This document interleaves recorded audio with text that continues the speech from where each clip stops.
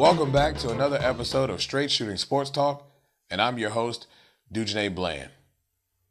Well, Dwayne Wade, in his 10th season at the age of 31, after having his second knee surgery, appears to, in some folks' eyes, to be on the decline.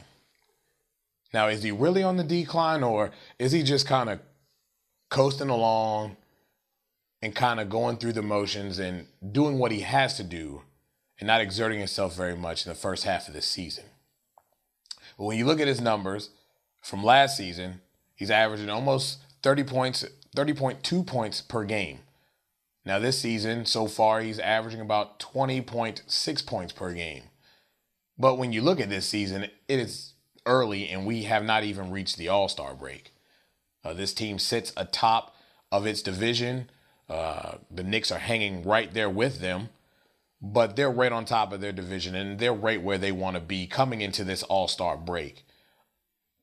Does this team really need Dwayne Wade to exert himself that much? Absolutely not. When you look at this roster, you've got LeBron James playing at an extremely high level and really taking his play to another level starting in last year's NBA Finals, but it's carried over into this season. He's really starting to become the player that everybody wants him to be and knows that he can be because he has the talent. Then you have Chris Bosh, you have Ray Allen. That big four there is really doing an excellent job winning the games that they need to win and keeping themselves right at the top of that division going into the All-Star break. I think after the All-Star break, you're going to start to see Dwayne Wade slowly but surely ramp it up just a little bit as they ever so closely inch towards the playoffs. But hey, if you're winning with the big four and you got LeBron James on your team, there's really not a whole lot of need for you to overly exert yourself when you've got a plethora of talent around you. I mean, it's just not necessary for him to do this. To say that he's on the downswing and on the decline, absolutely not. This guy's going to be just fine. You look at guys like Kevin Garnett had the same type of surgery, had a little bit lower point season, assists, rebounds in that next season, but then it looked like nothing had happened and those stats started to come up. But he also had a good core of folks around him as well with the Boston Celtics. So absolutely not, no reason to worry. Dwayne Wade's going to be fine. Well, Mitch Kupchak comes out and tells News Daily that he has no intentions of trading anyone, especially Dwight Howard. Now, as we get closer to this trading deadline, and we've heard it from many Lakers fans and many other analysts that the Lakers should get rid or trade Dwight Howard now, that he's going to get away from the Lakers and not resign, and the Lakers aren't going to get anything in value for him because he's just going to be able to walk.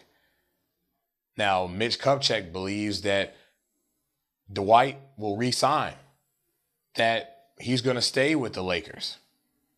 And he doesn't want to trade this guy because he believes in Dwight Howard's word. Has Dwight Howard given anybody any reason to believe anything that he says? I mean, this is the same guy that couldn't even confront Kobe with the issues with his player-only meeting and couldn't come out and say what he needed to say and put it out there on the table so that those issues could be worked out. Now, the Lakers, granted, they have a lot of cash that they can throw his way. They also have another piece of leverage that Dwight Howard really hasn't shown to be durable and hasn't been durable this season, battling the shoulder injury, still slightly recovering from the back injury and that whole thing there. So they do have some kind of leverage in that maybe other teams aren't going to be as interested because of the risk. But a guy that big and with that talent, there's always somebody willing to take a risk but they may just not have the funds to do so. Quite frankly, I think Mitch Kupchak has a bigger issue on his hands in the fact that if this doesn't work this season and Dwight Howard gets away at the end of the season, there's going to be a lot of angry Lakers fans because you, my friend, hired a coach for a team you were not set up to run the system that the coach you brought in runs. And now we have this confusion and a team that looks like it doesn't know who it is from night to night. That's what you should be concerned about, because I don't see Mike D'Antoni being the Lakers coach and doing what the Lakers need to do to be able to function and be the championship squad that everyone knows that they are. I mean, they have a plethora of talent, and yet they play like a bunch of confused children on the basketball court. But I can tell you this, Mitch, you better be really, really, really confident and absolutely 100% right. Because if a Dwight Howard walks and leaves this team, there's going to be a lot of angry Lakers fans. A lot. So think about that.